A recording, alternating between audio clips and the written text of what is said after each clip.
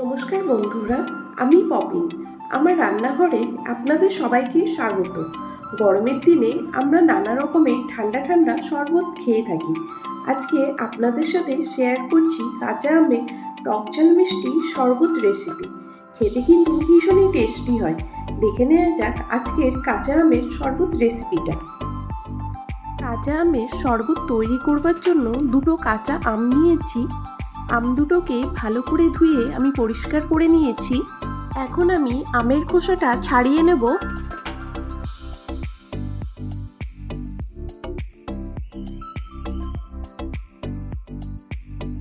একই রকমভাবে আমি আরেকটারও আমের খোসাটা ভালো করে ছাড়িয়ে নেব।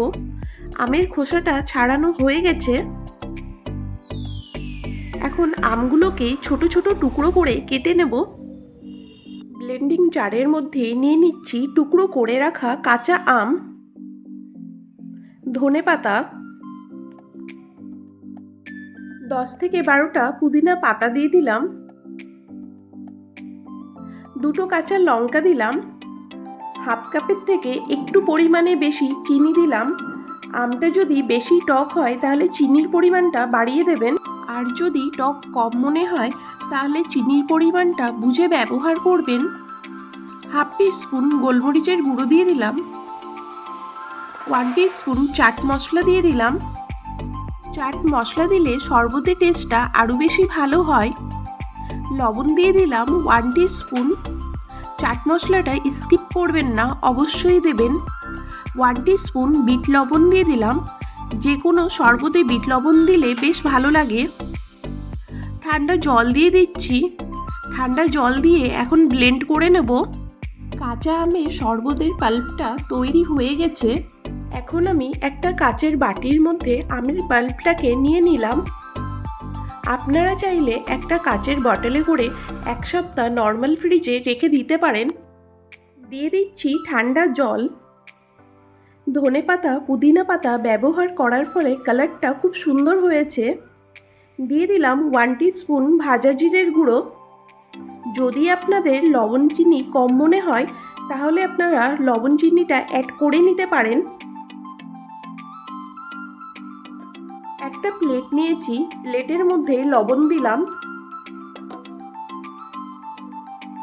লঙ্কার গুঁড়ো দিলাম। লবণ আর লঙ্কার গুঁড়োটা ভালো করে মিশিয়ে নেব। দুটো গ্লাস নিয়েছি, গ্লাসের সাইডে লেবু লাগিয়ে নেব।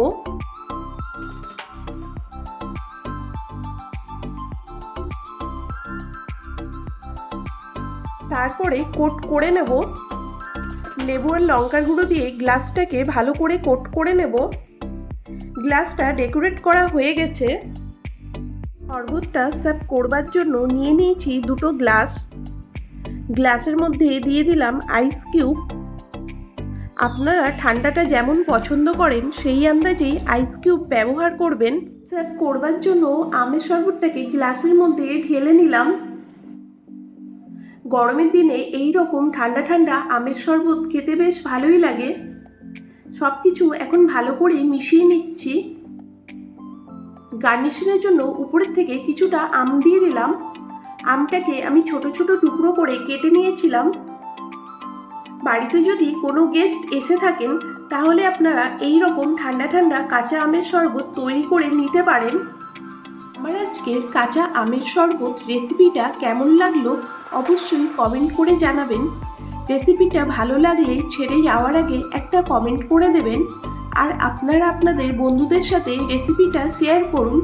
যারা এখনও আমার চ্যানেলটাকে সাবস্ক্রাইব করেননি, সাবস্ক্রাইব করে পাশে বেল নোটিফিকেশনটা প্রেস করে অল অপশনটা প্রেস করে দেবেন। তাহলে আমি যখনই কোনো নতুন রেসিপি শেয়ার করব সবার প্রথমে নোটিফিকেশনটা আপনাদের কাছে পৌঁছেই যাবে।